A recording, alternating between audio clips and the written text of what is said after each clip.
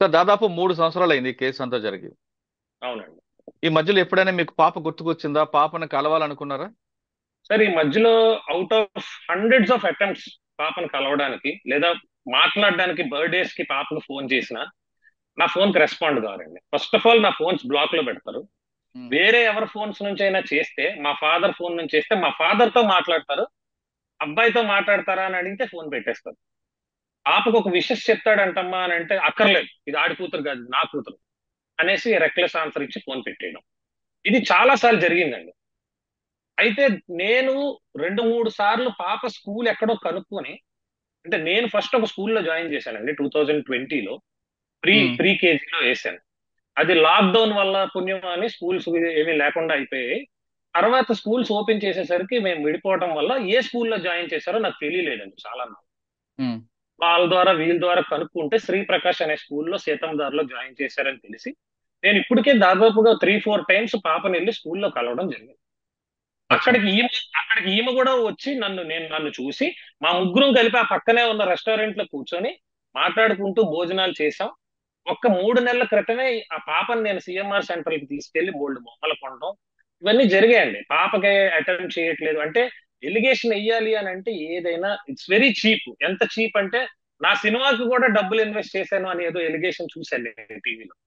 అవును. అది ఎందుకంటే ప్రొడ్యూసరు, పెద్ద producer, is a very big builder. ఆయన మా దగ్గర ఎందుకు డబ్బులు తీసుకుంటాడండి? నేను ఆ సినిమాకి డబ్బులు తీసుకొని పని చేశాను. I received some money. నాకు ఫ్లైట్ టికెట్స్ వేశారు, నాకు అకామిడేషన్ ఇచ్చారు. నేను ఎందుకు తిరిగి వాళ్ళకి డబ్బులు ఇవ్వాలి? అది వీళ్ళెందుకు ఇవ్వాలి? అది ఉమ్. మీరు నేను 4 సంవత్సరాల క్రితం విడిపోతే 2021లో చేసిన సినిమాకి మీరెందుకు వచ్చి డబ్బులు ఇచ్చారు విడిపోయిన వాడికి? మీ మీద ఎలిగేషన్ ఆమె చాలా స్పష్టంగా చెప్తున్నారు. సినిమాలో డబ్బులు పెట్టడమే కాకుండా సాయికి, నా హస్బెండ్ కి రోజుకు అమ్మాయి కావాలి, అమ్మాయి లేకపోతే నిద్రపోడు, ఇప్పుడు ఈరోజు దొరికిన అమ్మాయి కూడా ఎవరినో తీసుకొచ్చాడు, నాకు విడాకులు ఇవ్వకుండా మరో అమ్మాయిని పెళ్లి చేసుకున్నాడు అంటూ ఆమె చెప్తుంది. సో ఫస్ట్ థింగ్ క్లారిఫై చేయాల్సింది ఏంటంటే నాకు ఇంకొక పెళ్లి ఏం అవ్వలేదండి. ఉమ్, సెకండ్ థింగ్ ఏంటంటే నేను దొరికిన అమ్మాయి అంట. అది నా అవును. ఆఫీస్ సార్, నా ఇల్లు కాదు. నా ఇల్లు దానికి దగ్గరలోనే ఉంది. కావలిస్తే నా ఇల్లు సార్, చూపిస్తాను. ఒక్క నిమిషం లైన్ లో ఉండండి. ఇప్పుడు మీకు ఫస్ట్ కేసు రిజిస్టర్ చేసిన దిశ ఏసీపీ వివేకానంద గారు ప్రస్తుతం అంతా లైన్ లో ఉన్నారు. అని అడిగి మీ కేసు వివరాలు తెలుసుకుందాం. సార్ నమస్తే సార్, గుడ్ ఈవినింగ్. నమస్తే అండి, గుడ్ ఈవినింగ్, చెప్పండి. సార్, నక్షత్ర వర్సెస్ సాయి తేజ, అవునండి. ఆ కేసు వివరాలు ఏంటి సార్ అసలు? ఈ త్రిపురాన నాగసాయి నక్షత్ర అనే ఆమె ఈ 24/9/21 ముందుగా ఈ గొడవ పడినట్టుగా 24/9/21 కంప్లైంట్ ఇచ్చారండి ఇక్కడ డిస్టర్బ్ Okay. పోలీస్ స్టేషన్ లో. అప్పటి ఏసీపీ మేడం గారి దగ్గర ఒక కంప్లైంట్ లాడ్జ్ చేయడం జరిగింది. దాని మీద ఒక కేసు కూడా నమోదు చేశారండి. Crime number 543/21. ఓకే. ఈ 498 506 red with 3.4 of DP act కింద కేసు నమోదు చేశారు. ఓకే. దాంట్లో దర్యాప్తులో భాగంగా వీళ్ళందరూ కూడా ప్రొసీజర్ ప్రకారము అరెస్ట్ ప్రొసీజర్ ఫాలో అవడం జరిగింది. తర్వాత ఛార్జ్ షీట్ కూడా వేశారండి. అది కోర్టులో పెండింగ్ ఉందండి. ఈజ్ అండర్ ట్రయల్ లో ఉంది కోర్టులో. ఓకే సార్, ఆ కేసు కోర్టులో పెండింగ్ ఉంటుండగా ఆ అమ్మాయి ఈ రోజు మరొకసారి హస్బెండ్ ఇంటికి వెళ్ళి గొడవ చేయడం అనేది మనం ఏ విధంగా పరిగణన తీసుకోవాలండి? అది ఇప్పుడు అది యాక్చువల్ గా మా లిమిట్స్ లో కాదు అది జరిగింది. ఓకే. బట్ దాని మీద కన్సర్న్ కంప్లైంట్ ఇచ్చినట్టున్నారు, వాళ్ళు ఎంక్వైరీ కూడా చేస్తున్నట్టున్నారండి. మరి ఆమె ఏ బాధతో ఇచ్చారో ఆమె కూడా మరి స్త్రీగా ఆమె ఏదో బాధపడి ఉంటారు. దాని మీద ఆవిడ కంప్లైంట్ ఇచ్చినట్టుగా నేను కూడా మీడియాలో చూశాను. So already concern police station లో ఎంక్వైరీ చేస్తున్నారండి. ఈ స్టేజ్ లో నేను మాట్లాడడం కరెక్ట్ కాదు. అంటే ఆమె ఏమంటున్నారంటే ఛార్జ్ షీట్ వేశారు కానీ నాకు ఇంతవరకు న్యాయం జరగలేదు కాబట్టి మరొకసారి వచ్చానంటూ ఆవిడ అంటున్నారు. ఆమె వెర్షన్ అది అయ్యి ఉండొచ్చింది. దాని ప్రకారం ఆమె ఆల్రెడీ కంప్లైంట్ లాడ్జ్ చేసినట్టున్నారు కదా.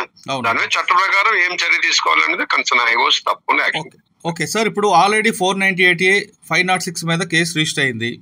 మరొకసారి అదే రీజన్స్ పెడుతూ మరో కంప్లైంట్ ఇవ్వచ్చా ఎక్కడైనా? ఆమె కంప్లైంట్ ఎప్పుడైనా ఇవ్వచ్చు, ఆమె బాధ మీద ఇవ్వచ్చు. ఉన్నప్పుడు ఈ ఫ్యాక్ట్స్ అన్నిటి ప్రకారం మేము యాక్షన్ తీసుకోవడం జరుగుతుంది. అంటే సేమ్ ఎలిగేషన్స్ పెడుతూ ఇవ్వచ్చా అని? ఇవ్వచ్చా అంటే ఆమె జరిగిన అన్యాయాన్ని ఎక్కడైనా ఆమె ఇచ్చుకోవచ్చండి. ఆమెకి ఏ కష్టం వచ్చినా ఎప్పుడైనా సరే తెలియపరచవచ్చు. బట్ చట్ట ప్రకారము దాని మీద తీసుకోవాల్సిన చర్యలు మేము విచారణ చేసి తప్పకుండా తీసుకోవడం జరుగుతుందండి. ఎవరైనా ఏ పోలీస్ అధికారైనా అదే చేస్తారు. ప్రస్తుతం కేసు కోర్టులో ఉంది. మా అంటే ఇక్కడ దిశ పోలీస్ స్టేషన్ లో నమోదు చేసిన కేసు కోర్టులో ఉందండి, ట్రయల్లో ఉంది. ట్రయల్కి వచ్చిందా సార్ అది? అది ఈ నెల నెక్స్ట్ ఆగస్ట్ 22వ తారీఖు వాయిదా ఉందండి. మరి ఆ రోజు మరి ఏమవుతుందో చూడాలి. ఓకే సార్, థ్యాంక్ యూ అండి, thank you very much sir. మంచిది సార్. సాయి చెప్తున్నారు, సార్ కూడా ఏసీపీ గారు చెప్తున్నారు స్పష్టంగా, ఇది ట్రయల్కి వచ్చింది, ఆగస్ట్ లో దీని వాయిదా వస్తుంది కాబట్టి ఇంకా కోర్టుకు వెళ్ళిన తర్వాత ఆర్గ్యుమెంట్స్ కోర్టు నిర్ణయం తీసుకుంటారు తప్పు ఎవరిది అనేది. ఆల్రెడీ కోర్టులో ఇప్పటికి 6-7 వాయిదాలు అయినాయండి. 6-7 వాయిదాస్ అయినాయి. అంటే మరొక వాయిదా ఆగస్ట్ లో ఉన్నట్లుంది. నెక్స్ట్ మంత్ ఉంది సార్. నెక్స్ట్ మంత్ ఉందా? ఓకే. ఇప్పుడు ఆమె చెప్తున్న ఎలిగేషన్ మీరు వివరణ ఏంటండి? మీకు రోజుకో అమ్మాయి కావాలంటున్నారట, సినిమాల పేరు మీద, సినిమాల పేరు ఎలిగేషన్, సినిమాల పేరు వచ్చిన అమ్మాయిల్ని మీరు వాడుకుంటారని, ఇప్పుడున్న దొరికిన అమ్మాయితో మీరు దొరికారని, కాబట్టి నాకు విడాకులు ఇవ్వకుండా మరో అమ్మాయిని పెళ్లి చేసుకుంటున్నారని, నా భర్త చేసుకోవడం నేరం అంటూ ఆవిడ చెప్తున్నారు. విషయం, ఫస్ట్ ఆఫ్ ఆల్ నేను ప్రొడ్యూసర్ని కాదండి, నేను హీరో.